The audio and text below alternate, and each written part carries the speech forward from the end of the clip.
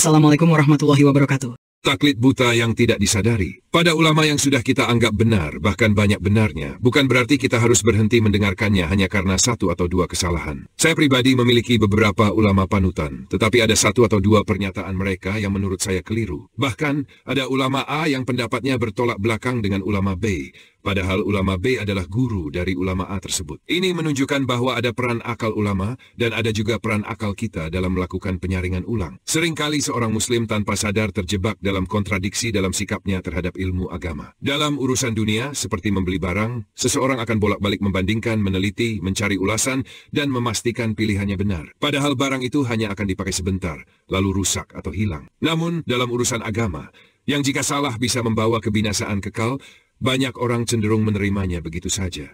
Mereka mengambil keyakinan hanya dari nenek moyang, orang tua, atau kajian satu arah tanpa pernah menggali lebih dalam. Contoh nyata adalah bagaimana seseorang yang awalnya tidak tahu kemudian mengikuti satu kajian ke kajian lain. Akalnya akhirnya memutuskan bahwa suatu pemahaman tertentu adalah benar atau abu-abu atau salah telak, dan seterusnya. Dalam proses ini, usaha mencari kebenaran memang ada, dan itu merupakan hal yang baik. Namun, setelah seseorang merasa menemukan kebenaran, seringkali dia mengunci diri pada satu ustadz atau ulama tertentu. Dia lupa bahwa kajian tersebut bersifat satu arah, hanya mendengar tanpa banyak kesempatan untuk bertanya dan berdiskusi lebih lanjut. Berbeda dengan kebiasaan dalam urusan dunia, dalam urusan agama, banyak orang tidak melakukan pengecekan ulang, tidak mencari pendapat lain, dan tidak mempertimbangkan kebenaran dengan lebih dalam. Apalagi dalam era digital, banyak ulama di YouTube memberikan ceramah tanpa membuka opsi tanya jawab. Tidak ada bedanya dengan kajian satu arah tadi.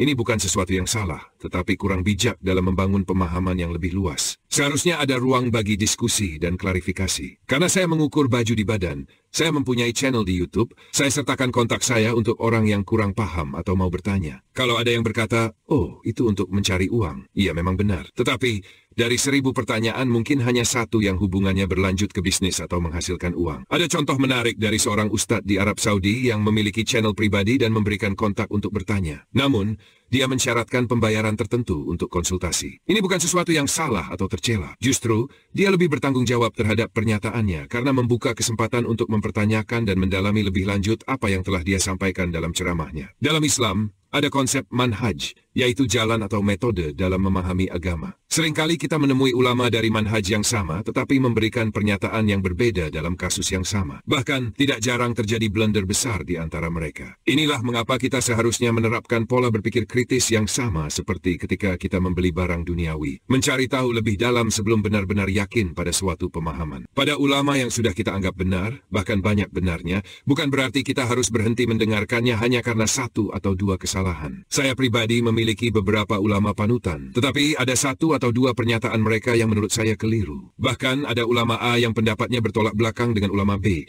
padahal ulama B adalah guru dari ulama A tersebut. Ini menunjukkan bahwa ada peran akal ulama dan ada juga peran akal kita dalam melakukan penyaringan ulang. Islam menekankan pentingnya belajar dan menggunakan akal.